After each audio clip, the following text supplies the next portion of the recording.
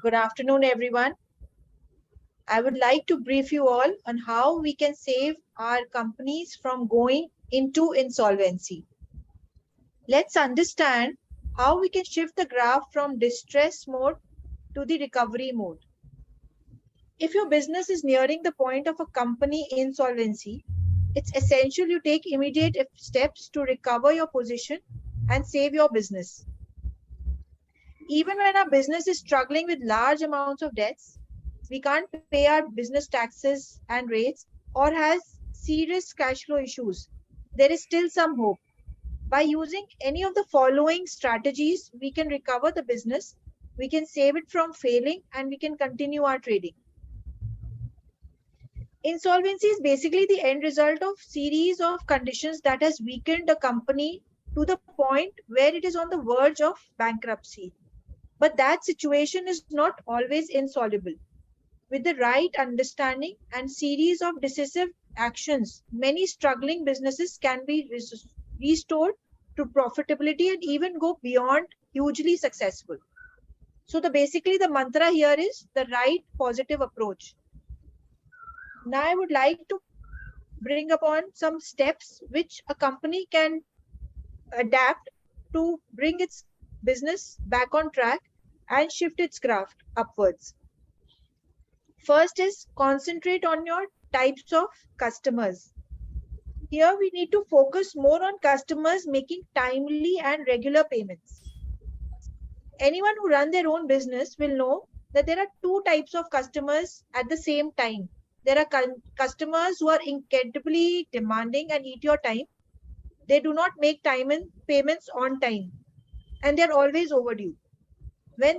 While there are other customers which are dream customers, they would leave the work to you and they pay their invoices on time.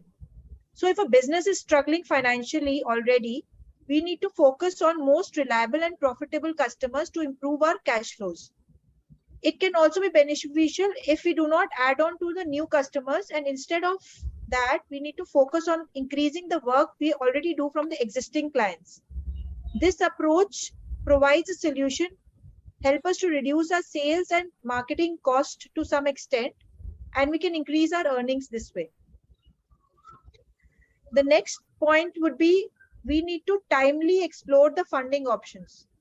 I'm sure company, when it is going through a distress mode, has already explored many funding options. But any funding option obviously is not very welcoming. No debt position is a very good position, but we need to have the cash flow problems in the business. We need to have these funding options in hand.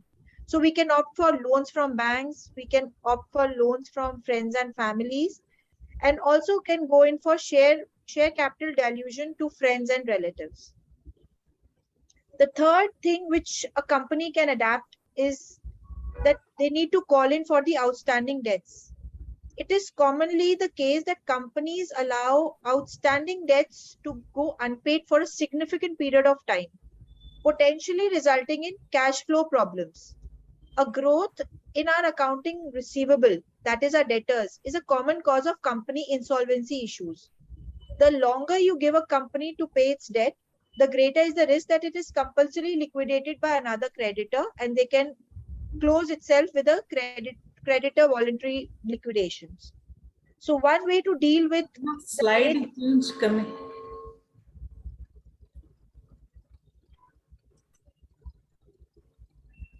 So one way to deal with late commercial payments is to contact your debtors with a reminder notice. We can send them regular reminders to pay their outstanding dues.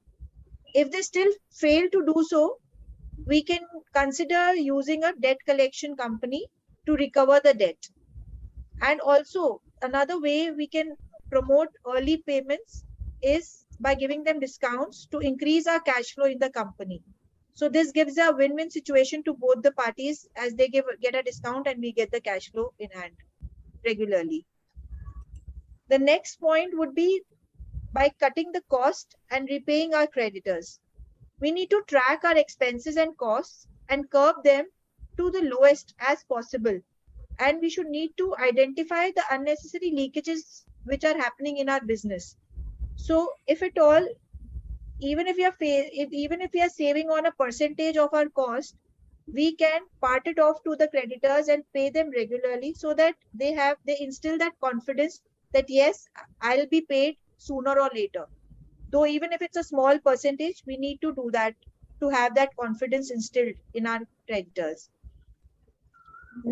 Another way of optimizing our cost is human resource optimization.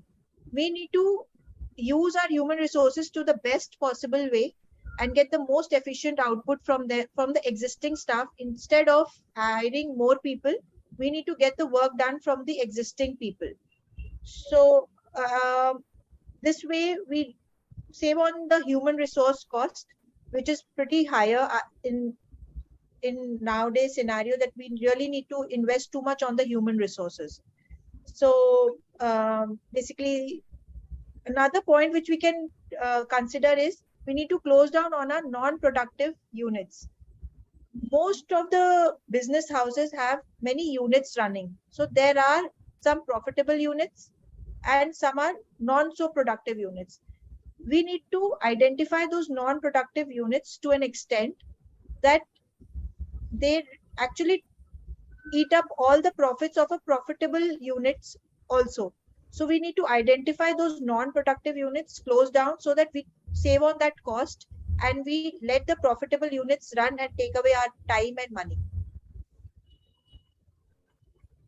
Also, we need to try to pay those creditors first who agree on some availing discounts, or who enter into some kind of an agreement or settlement with the company.